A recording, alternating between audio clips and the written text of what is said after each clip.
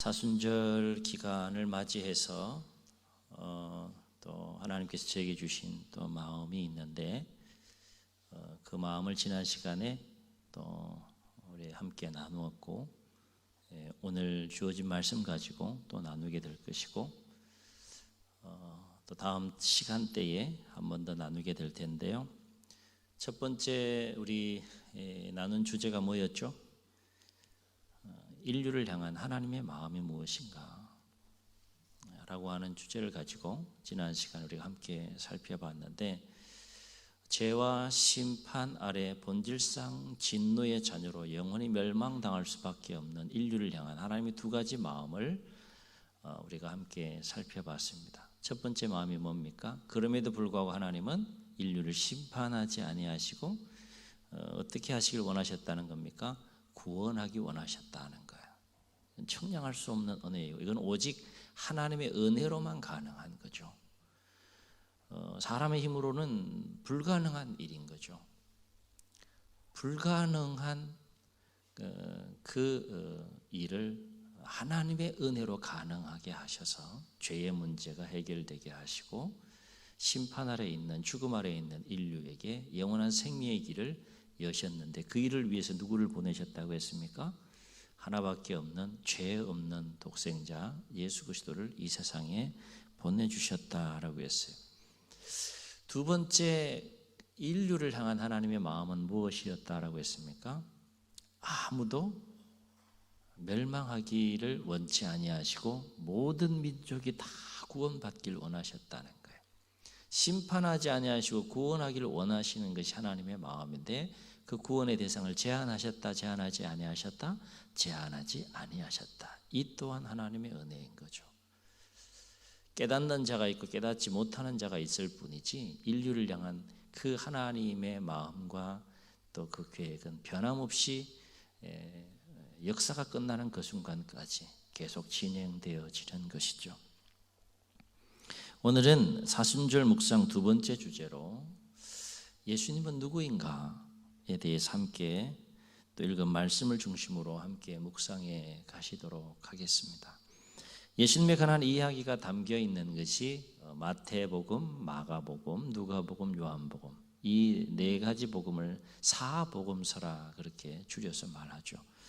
예수님의 이야기가 담겨 있는 이 사복음서를 보게 되면 예수님은 인류를 향한 하나님 아버지의 마음을 품으시고 하나님 아버지의 그 뜻을 품으시고 하나님 아버지의 마음을 깨달으시고 본래 삼위일체 하나님 중에 한 분이셨던 그 예수님, 성부 하나님, 성자 하나님, 성령 하나님, 삼위의 하나님 중에 한 분이셨던, 본래 하나님이셨지만 인류를 향한 하나님의 그 마음을 아시고 스스로 인간의 모습을 입고 이 땅에 오셨음을 예수님에 관한 이야기를 통해서 우리에게 들려줍니다.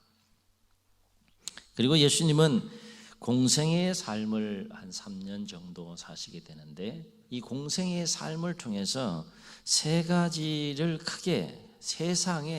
크게 세 가지를 보여주셔요. 첫 번째 보여주시는 것이 뭡니까? 지난 시간에 함께 묵상한 인류를 향한 하나님의 마음이 무엇인가를 공생애의 삶을 통해서 예수님이 보여주세요. 구체적으로 보여주시는 거죠. 예수님의 그 삶을 통해서 하나님의 인류를 향한 계획과 마음이 이런 것이다라고 하는 것을 선명하게 보여주시는데, 그 마음을 우리는 사복음서 예수님에 관한 공생의 이야기를 통해서 또 발견하게 된다는 겁니다. 그래서 바울은 로마서 5장 8절에서 이와 관련해서 뭐라고 증언하는가 하면 그 유명한 그 말씀이 나오죠. 우리가 아직 죄인 되었을 때에 그리스도께서 우리를 위하여 죽으심으로 하나님께서 우리에 대한 자기의 사랑을 어떻게 하셨다? 확정하셨다 그랬어요. 우리는 예수님을 통해서 하나님의 마음을 알 수 있는 것이고, 예수님을 통해서 구체적으로 하나님의 은혜가 무엇인지 아는 것이고, 예수님을 통해서 우리가 구체적으로 하나님의 사랑을 알게 되는 것이죠. 보여줘야지 또 알게 되는 것이고 깨닫게 되는 것이니까 첫 번째 공생애를 통해서 하나님 예수님이 보여주신 것이 바로 하나님의 마음이고요. 두 번째는 오늘 우리가 함께 나누게 될 주제인 예수님이 누구인가에 대해서 세상에 나타내 주시고 보여주시는 모습을 보게 됩니다. 하나님의 뜻과 섭리 가운데 예수님이 인간의 모습으로 오셨는데 그 예수님이 누구이신지에 대해서 스스로 인간의 모습이 되신 그 하나님이 사람들과 함께 희노애락을 같이 하면서 그 예수님이 누구인지에 대해서 선명하게 나타내 보여주시는 이야기가 사복음서에 나온다는 겁니다.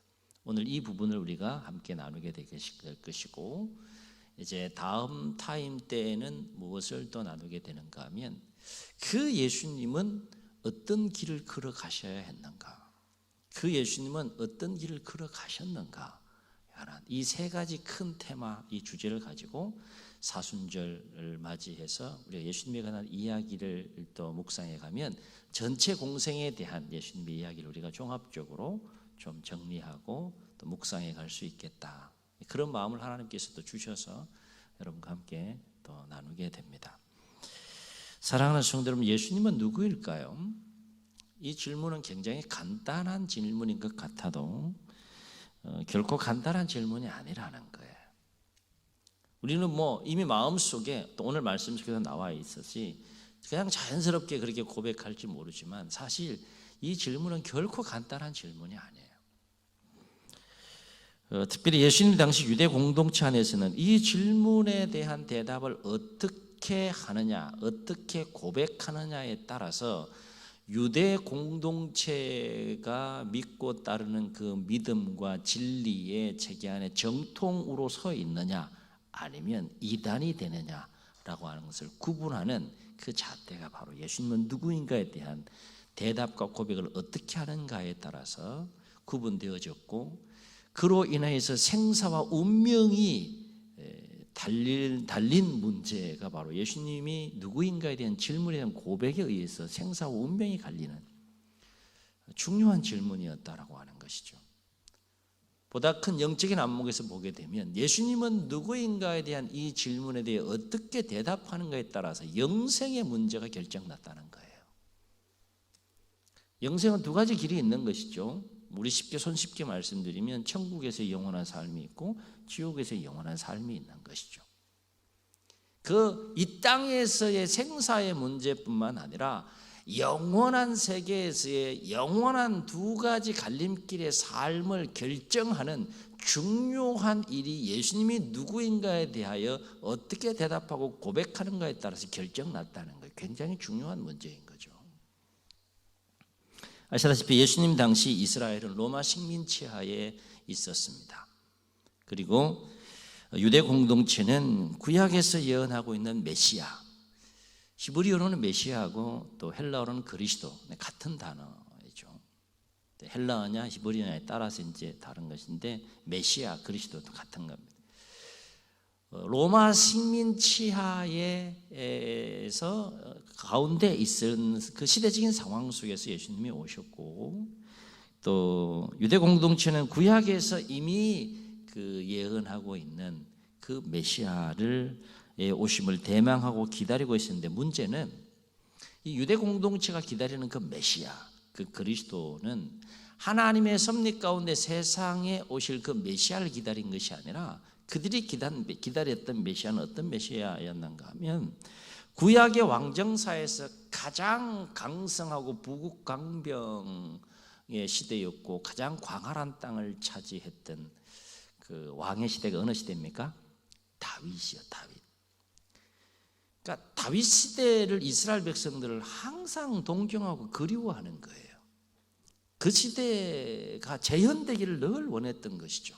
특별히 위 아래 가운데, 위 강대국 아래 애굽 강대국 그 사이 항상 낀 그 지리적이고 지형적인 위치 가운데서 강대국들의 그 오랜 세월 속에서 또 식민 통치를 받고 또 짓밟히고 하는 이 역사를 거듭해 오면서 더욱더 메시아에 대한, 그리스도에 대한 그 대망 사상이 더욱더 선명하게 또 싹터 같은 공동체가 유대 공동체라 할 수 있겠는데, 이 유대 공동체는 구약 왕정사에서 다윗의 시대를 다시 재현시켜 줄 그 메시아가 오기를 간절히 기다렸다는 거예요.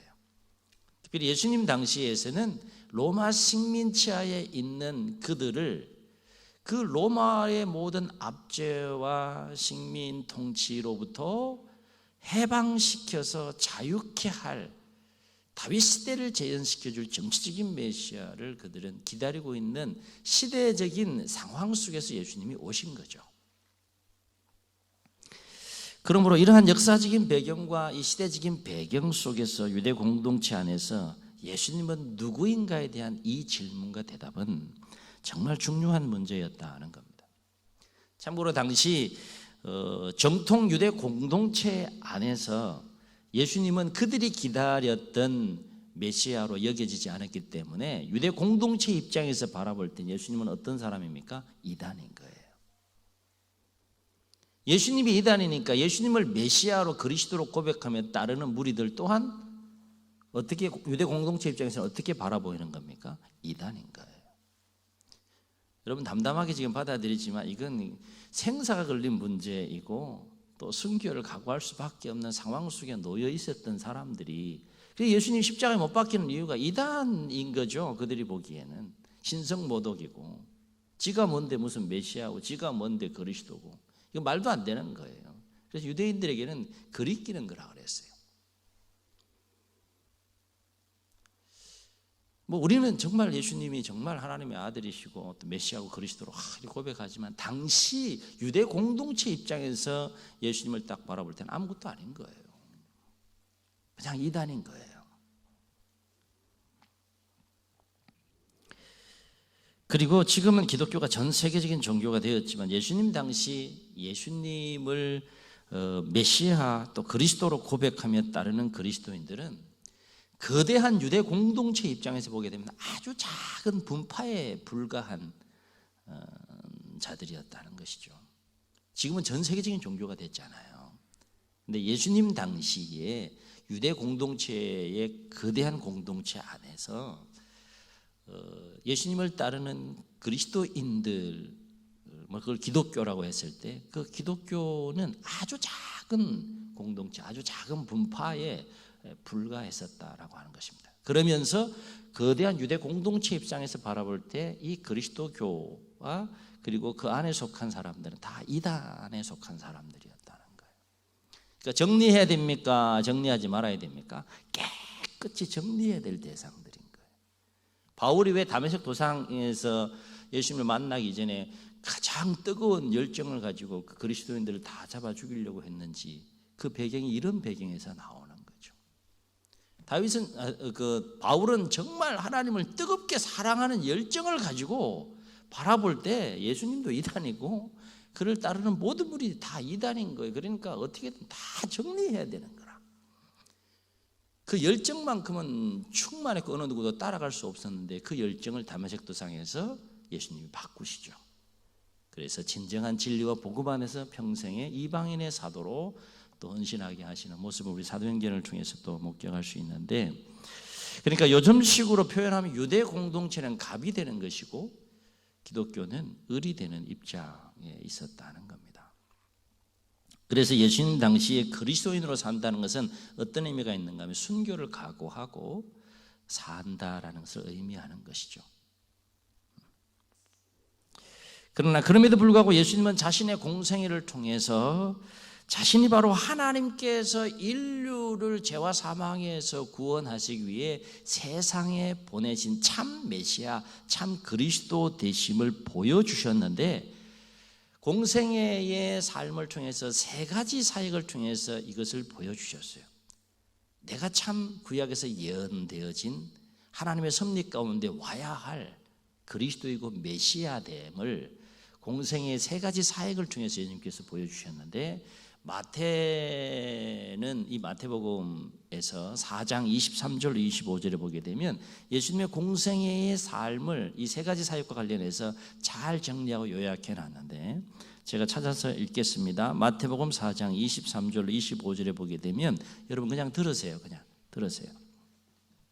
마태는 예수님의 공생의 세 가지 사역과 관련해서 이렇게 요약하고 정리합니다. 예수께서 온 갈릴리에 두루 다니사 그들의 회당에서 가르치시며 천국 복음을 전파하시며 백성 중에 모든 병과 모든 약한 것을 고치시니 그의 소문이 온 수리아에 퍼진지라. 사람들이 모든 앓는 자 곧 각종 병에 걸려서 고통당하는 자, 귀신 들린 자, 간질하는 자, 중풍병자들을 데려오니 그들을 고치시더라. 갈릴리와 데가볼리와 예루살렘과 유대와 요단강 건너편에서 수많은 무리가 따르니라. 정리하면 예수님의 공생애를 통해서 세 가지 사역을 통해서 예수님이 참 메시아이고 거시다 되심을 나타내 주셨는데, 첫 번째 어떤 사역을 통해서 나타내셨다는 겁니까? 하나님 나라에 대하여서 가르치시는 사역에 대하여, 하나님 나라가 어떤 나라인지에 대해서 가르치시는 이 사역을 통해서 예수님이 누구인지 보여주셨다는 거예요. 두 번째는 하나님 나라 천국 복음을 전파하시는 사역을, 가르치는 것하고 전파하는 건 다른 거죠. 전파하는 사역을 통하여서 예수님이 누구인지 보여주셨다는 겁니다. 그리고 세 번째 중요한 사역이, 빼놓을 수 없는 사역이 길게 좀 더 구체적으로 언급하고 있는 부분인데, 영과 육 간의 각종 모든 질병에 걸린 자들을 치유하시는 사역을 통하여서 예수님이 누구인지에 대해서 나타내시고 보여주셨다는 거예요. 그 얘기는 뭡니까? 내가 가르치는 사역과 또 천국 복음을 전파하는 사역과 치유 사역을 내가 통하여서 내가 누구인지 보여줄 테니까 내가 누구인지 잘 보고 알고 깨달으라는 거죠. 쉽게 말씀드리면 그런 거죠. 그냥 무턱대고 하나님께서 그냥 심판과 구원에 관한 그 역사를 하신 것이 아니라 이렇게 친절하게 모든 충분히 이해하고 충분히 깨닫고 충분히 받아들일 수 있는 모든 것들을 하나님께서 다, 하나님이 하실 일들은 다 하시고 나서 최종적으로 그것에 대해 인정하느냐 인정하지 않느냐, 믿느냐 믿지 않느냐에 따라서 하나님께서는 영원한 삶을 결정하시는 그 모습을 성경을 통해서 보게 됩니다. 그리고 이제 오늘 본문에서 알 수 있었지, 예수님은 어느 날 이렇게 다 가르치는 사역, 전파하는 사역, 치유하는 사역을 통해서 예수님이 누구인지 다 드러내시고 나타내신 이후에 어느 날 예수님은 빌립보 가이사라 지방에 이르렀을 때에 제자들에게 이렇게 질문해요. 사람들이 인자를 누구라 하느냐? 이 질문했을 때는 이미 예수님이 누구인지 다 보여주셨다는 거예요? 안 보여주셨다는 거예요? 다 보여주셨다는 거예요. 충분히 예수님이 누구인지 알 수 있는 사건과 이야기들이 있었다는 거예요. 그리고 어느 날 가이사라 빌립보 지방에 이르렀을 때에 예수님께서 제자들에게 질문한 겁니다. 사람들이 인자를 누구라 하느냐? 이에 제자들은 사람들이 예수님이 누구인지에 대해서 생각하는 것들을 정리해서 대답하게 되는데, 들으는 세례 요한이라고도 하고 들은 엘리야라고도 하고 어떤 이는 예레미야라고도 하고 선지자 중에 한 사람이라고도 하더이다라고 제자들이 예수님께 대답을 합니다. 한마디로 사람들은 예수님이 세 가지 사역을 통해서 누구인지 보여주셨음에도 불구하고 예수님이 누구인지 알았다는 거예요, 몰랐다는 거예요? 정확하게 잘 몰랐다는 겁니다. 그래서 예수님은 이제 질문의 대상을 세상 사람들을 향하여 던졌던 질문의 대상을 제자들을 향하여서 질문을 던지는 것을 보게 되죠. 그러면서 예수님은 이렇게 질문합니다. 그렇다면 너희는 나를 누구라 하느냐? 이 말은 세상 사람들은 내가 누구인지 정확하게 알지 못한다 할지라도 나의 제자로 너희들이 부름받았고 나와 동고동락하면서 모든 삶을 공유하고 가장 가까이에서 내가 누구인지를 보아왔던 너희는 그렇다면 나를 누구라고 하느냐? 너희는 나를 누구라고 생각하느냐? 라고 예수님께서 질문을 제자들을 향하여 돌리는 모습을 보게 됩니다.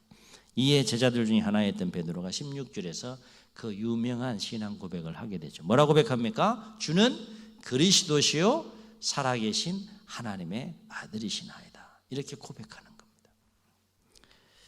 이 말은 곧 예수님이야말로 구약에서 예언되어졌던 오실 바로 그 메시아, 바로 그 그리스도시고 바로 그 살아계신 하나님의 아들이십니다 라고 하는 이 고백이라는 거예요. 엄청난 고백인 것이죠. 그 순간은 정말 엄청난 고백인 거예요. 이에 예수님은 17절에서 그렇게 대답한 베드로에게 이렇게 말씀하세요. 바요나 시몬아, 내가 복이 있도다. 이를 내게 알게 한 이는 혈육이 아니요 하늘에 계신 누구라? 내 아버지시니라. 이런 말씀을 하세요. 이 얘기는 뭐예요? 베드로가 정말 예수님이 누구인지 깨달아서 알게 돼서 주는 그리스도시고 살아계신 하나님이 아들이십니다라고 고백한 것이 아니라 누구로 인해서 알고 깨닫고 고백하게 됐다는 겁니까? 하늘에 계신 하나님 아버지께서 알게 하시고 깨닫게 해서 베드로 입을 통해서 고백하게 하셨다라는 것이 예수님의 말씀이에요. 그러므로 우리가 예수님이 누구인지 알고 깨닫게 되는 것은 곧 하나님의 은혜이고 축복인 줄로 믿습니다. 예수님이 누구인지에 대해서 알고 알지 못하고 믿고 믿지 못하는 것에 따라서 무엇이 결정된다는 겁니까? 영생이 결정나는 거예요.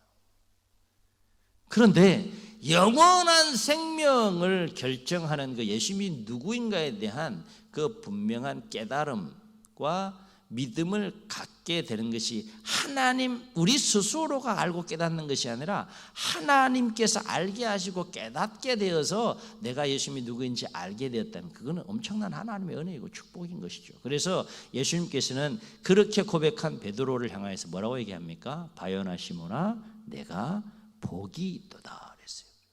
복이 있다. 사랑하는 성도 여러분, 오늘 말씀을 통해서 우리가 예수님에 대해서 깨닫게 되는 것은 뭘까요? 이거 분명히 하고 가자는 거예요. 오직 예수님만이 우리를 죄와 사망에서 구원하시기 위해서 하나님께서 세상에 보내신 그리스도이고 살아계신 하나님의 아들이시다 하는 거예요. 아멘. 오직이에요. 오직. 다른 그리스도는 없다는 겁니다. 다른 복음은 없다는 거예요. 오직 예수님, 그 예수님이 인류를 죄와 사망 가운데 있는 그 인류를 구원하시기 위해서 하나님의 깊은 경륜과 섭리 가운데 은혜와 사랑 속에 이 세상에 보내신 유일한 메시아이고 유일한 그리스도라는 거예요. 그리고 그 그리스도의 복음 이외에는 다른 복음은 없다는 겁니다. 그래서 오늘 신앙 고백을 했던 베드로는요, 예수님께서 부활 성취한 이후에 사도들의 행진이 시작이 되잖아요. 사도행전을 보면 그 이야기가 쭉 이어집니다. 그런데 사도들의 행진이 시작되는 과정 속에서 예수님께서 약속하신 성령을 사도들이 충만하게 받고 그 중에 베드로가 복음을 전하게 됩니다. 뜨겁게 복음을 전해요. 3,000명, 5,000명이 막 회개하고 돌아오는 뜨거운 역사가 초대교회에 오순절 성령 강림에 막 임하게 되잖아요. 그 역사들을 보고 이 산헤드린 공회 당시 유대 공동체는 최고 지도자들 그룹이죠. 그들이 깜짝 놀란 거예요. 전혀 상상하지 못했던 일들이 유대 공동체 안에서 지금 막 일어나고 있는 모습을 깜짝 놀란 겁니다. 그래서 복음을 전하는 베드로를 잡아들였어요. 그리고 베드로를 한가운데 딱 세워놓고, 여러분 그 상황을 한번 생각해 보세요. 저는 뭐 법정에 구체적으로 서서 증언을 해본 적은 없지만은 그 수많은 산헤드린 공회원, 거기에 이제 바리새인들, 사두개인들, 서기관들 이런 사람들로 구성된 최고 권력 기구 아닙니까? 그렇죠? 거기서 그냥 말 한마디 딱 하면 살 수도 있고 죽을 수도 있는 그 팽팽한 긴장감이 도는 그 산헤드린 공회, 그 한가운데 베드로가 딱 붙잡혀 서 있는데 그 베드로를 신문하는 겁니다. 그때에 이 베드로가 공회원들 앞에서 십자가를 지러 가시는 그 길에서는 그 베드로가 3번 예수님을 부인했던 베드로 아닙니까? 그런데 지금 성령의 충만함을 입고 복음을 전하다 붙잡혀 산헤드린 공회원들 한가운데 신문을 받는 베드로는 완전히 다른 베드로예요. 당당하게 그리고 힘있게 그리고 선명하게 예수님이 누구인가에 대해서 베드로는 이렇게 증언합니다. 사도행전 4장 11절 12절에 보면 이 예수는 너희 건축자들이 버린 돌로서 집 모퉁이의 머릿돌이 되었나니라. 다른 이로서는 구원을 받을 수 없나니. 엄청난 이야기를 하는 거예요. 지금 사내들인 공회원들 앞에서 다른 이로서는 구원을 받을 수 없나니 천하 사람 중에 구원을 받을 만한 다른 이름을 다른 이름을 우리에게 주신 일이 없느니라. 이렇게 얘기해요. 오직 예수님 이외에는 우리를 구원할 자가 아니라. 이게 뭡니까? 그 예수님이 바로 메시아고 그 예수님이 그리스도라는 거예요. 그 예수님이 하나님의 아들이라는 거예요. 그 얘기를 지금 누가 하고 있는 겁니까? 베드로가 지금 누구 앞에서? 사내들인 그 공회원들 앞에서 하고 있는 거예요.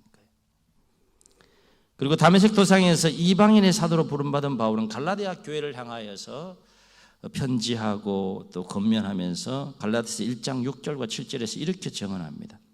그리스도의 은혜로 너희를 부르신 이를 이같이 속히 떠나 다른 복음을 따르는 것을 내가 이상하게 여기노라.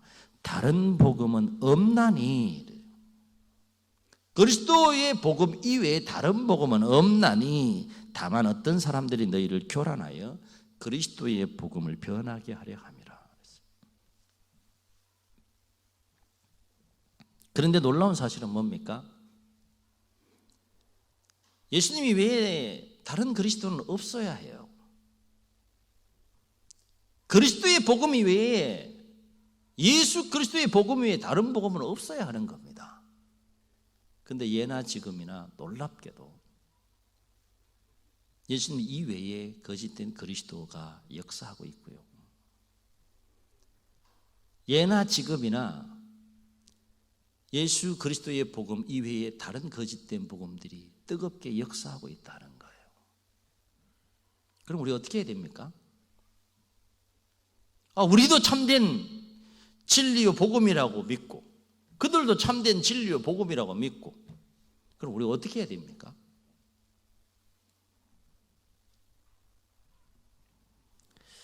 우리는 예수님은 누구인가에 대한 분명한 신앙 고백을 가지시고 거짓된 그리스도의 복음을 선명하게 올바른 영적인 분별력과 통찰력을 가지고 분별할 수 있어야 할 줄로 믿습니다.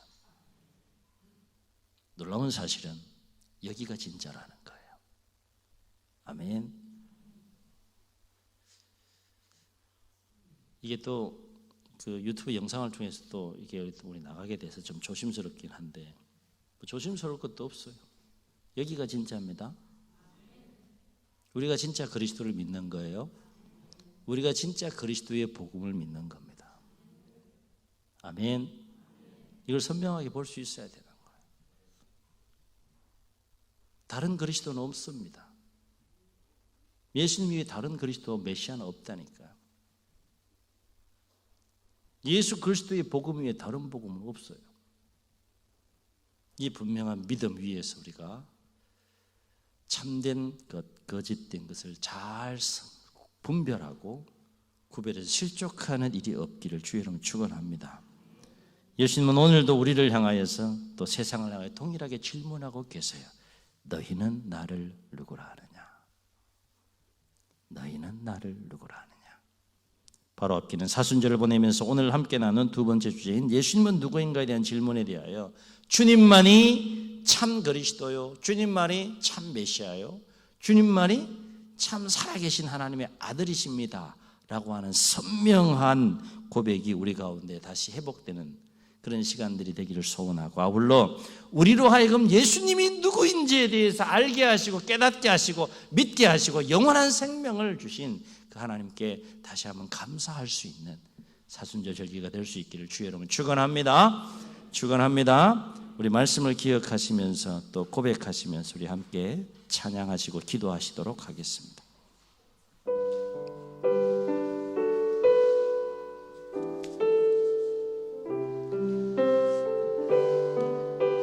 지존하신 주님 이름 앞에, 지존하신 주님 이름 앞에 모든 무릎 꿇고 다 경배해 거룩하신 주님 보좌 앞에 엎드려 절하세. 한 번 더 지존하신 주님 이름 앞에 모든 무릎 꿇고 다 경배해 거룩하신 주님 보좌 앞에 엎드려 절하세. 전심으로 고백합시다. 예수는 그리스도, 예수는 주. 아멘 아멘. 하나님의 영으로 경배드리. 예수는 그리스도,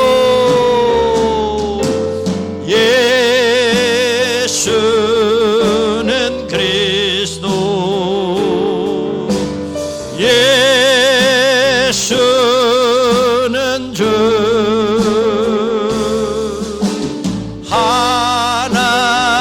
하나님의 영으로 두 손을 높이 드시고 한 번 더 고백합시다. 예수는 그리스도, 예수는 주. 예수는 그리스도. 아멘 아멘. 예수는 주.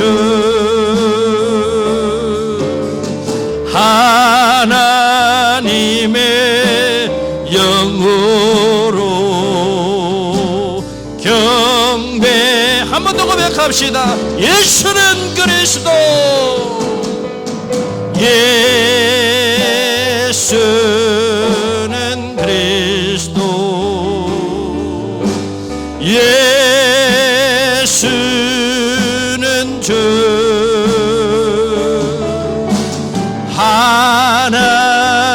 하나님의 영으로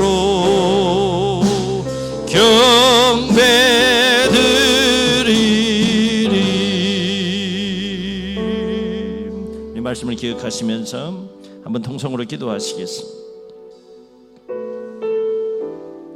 죄로 말미암아 영원히 하나님의 심판 아래 죽을 수밖에 없는 인류였지만 심판하지 아니하시고 구원하길 원하셨던 하나님, 구원의 대상을 제한하지 아니하시고 아무도 멸망치 않기를 원하신, 모든 민족이 구원받기를 원하시며 오늘도 길이 참고 인내하시는 그 하나님, 인류 스스로 그 죄의 문제를 해결할 수 없기에 하나밖에 없는 독생자 예수 그리스도, 죄가 없으신 그분을 이 땅에 보내셔서 아들을 대신 심판하시면서까지 인류의 죄의 문제를 해결하시고 죄의 사함과 영생의 은혜를 부어주시길 원하셨던 그 하나님, 그 하나님의 마음을 품고 그 하나님의 섭리 가운데 예수님께서 본래 하나님이셨지만 인간의 모습을 입고 이 땅에 오셔서 예수님이 누구인지에 대해서 말씀하시고 예수님이 누구인지에 대해서 보여주셨습니다. 저와 여러분에게 예수님은 누구입니까? 오늘 베드로의 고백이 우리의 고백이 되고 그 고백 위에 흔들림 없이 주는 그리스도지요, 오직 주님만이 그리스도시요, 오직 주님만이 메시아시요, 오직 주님만이 살아계신 하나님의 아들이십니다.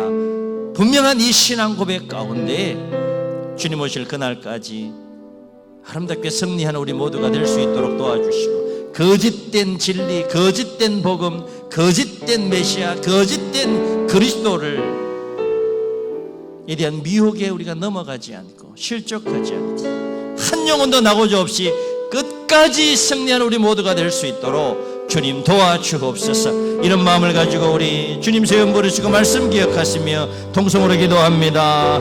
주여 주여.